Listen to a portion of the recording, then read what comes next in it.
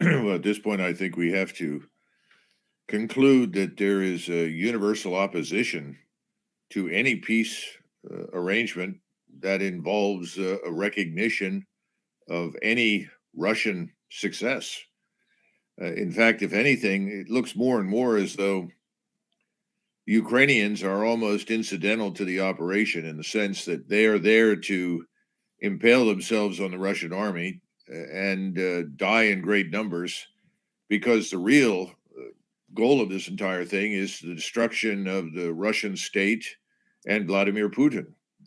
And no one is prepared to stop anything as long as there is the slightest hope that something terrible will happen to Russia and to Putin. Of course, I don't see much evidence that that's going to be the case, but it doesn't really matter here.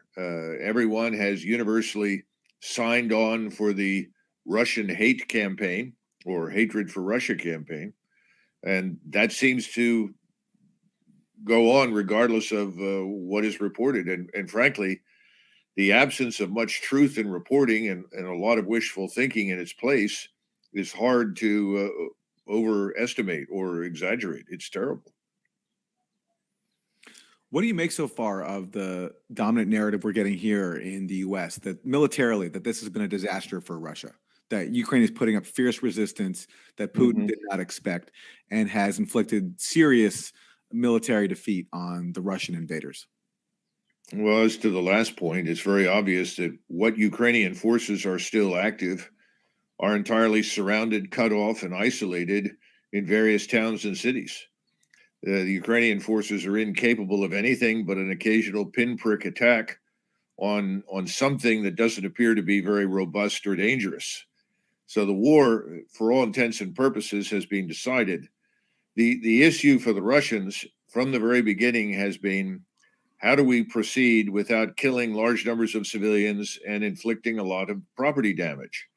And Putin gave very strict orders from the outset that they were to avoid these things.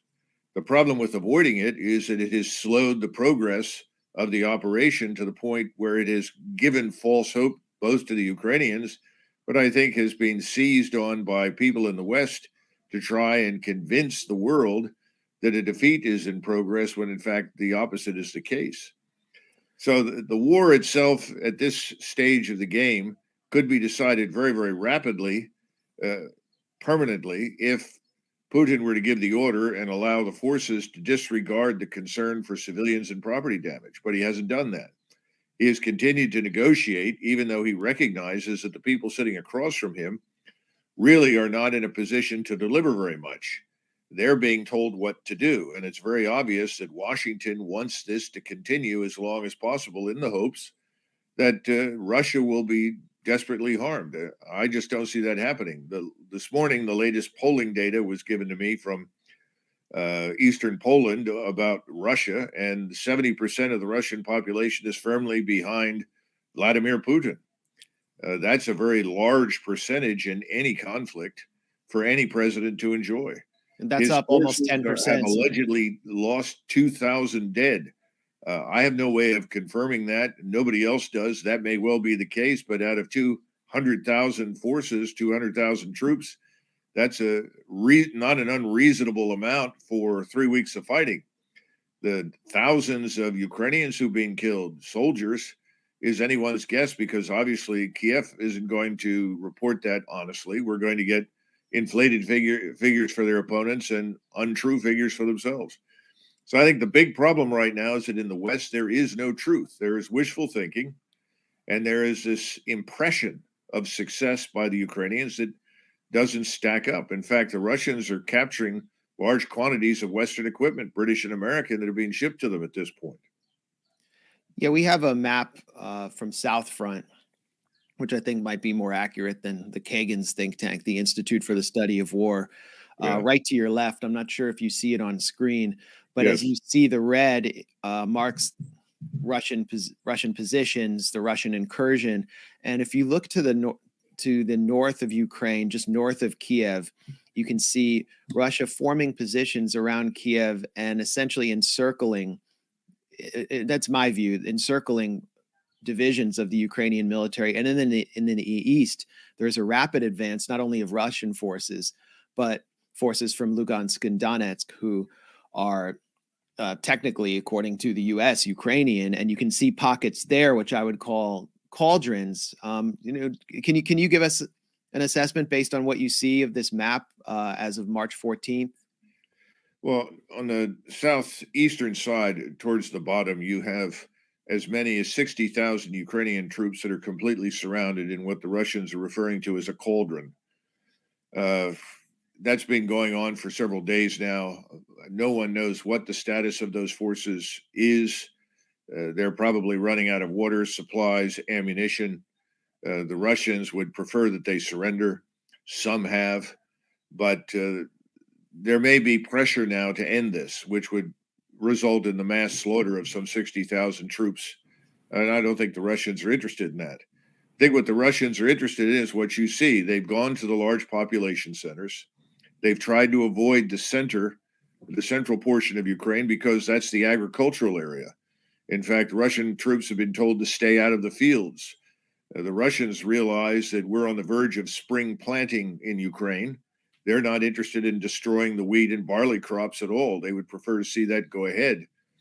So the issue for the Russians right now is that everything worth controlling is controlled.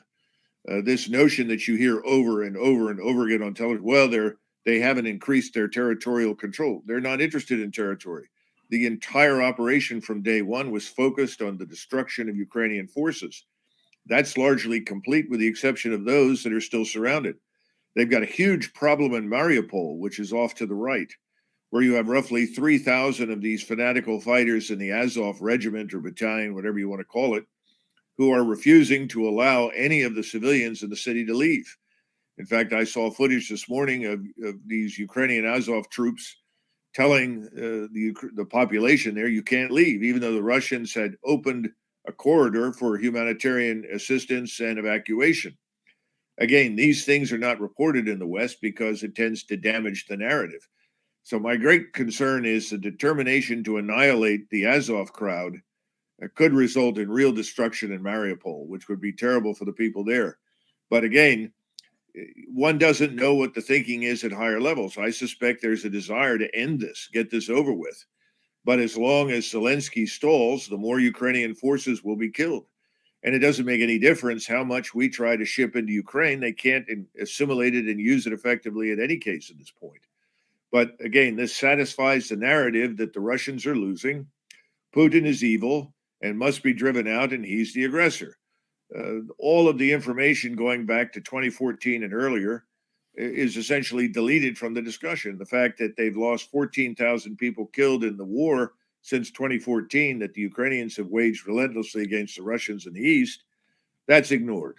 So it's very tragic, but I think what will happen is the truth will out. Eventually, this will end. The Russians will be successful in what they've set out to do, and the Ukrainians will be destroyed. I'd rather not see that. I don't think Putin wants to see that. Remember, he's fighting against people that he largely considers to be very much like himself.